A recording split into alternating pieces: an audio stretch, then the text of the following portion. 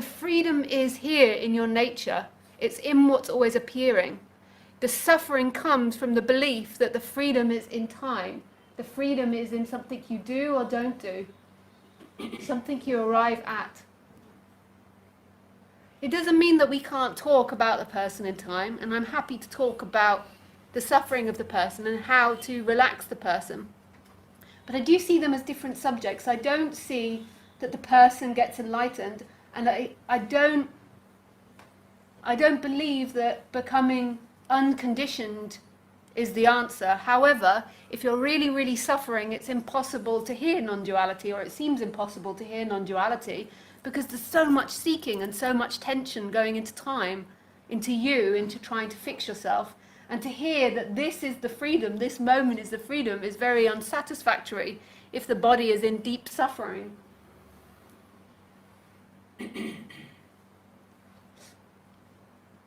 So it doesn't mean that working on the person is a lesser thing.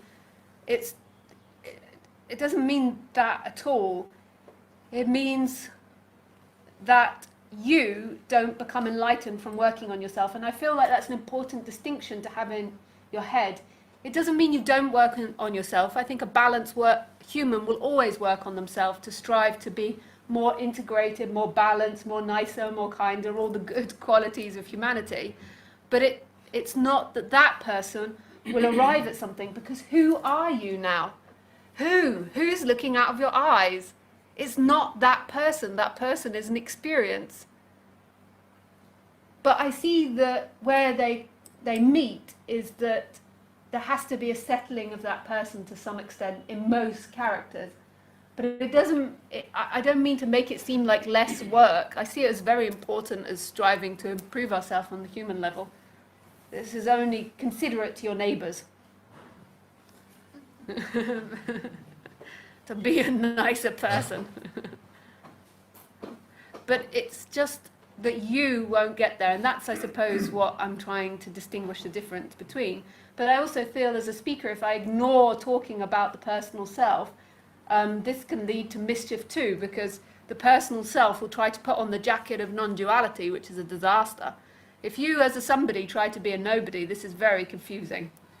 This is a bit of a disaster.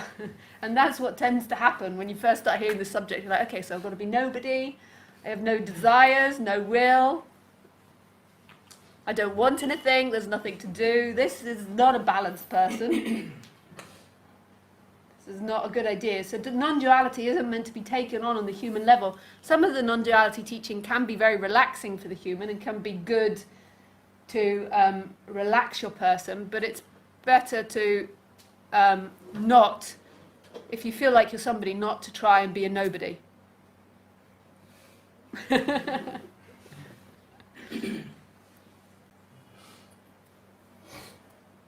The other bit that it crosses as well is seeking energy. So when you feel separate, your personality character is always going to seek. It's always going to seek to find the end of separation, but it seeks to find the end of separation in time.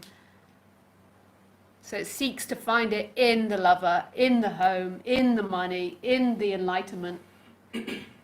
And that's the other place where they cross as well.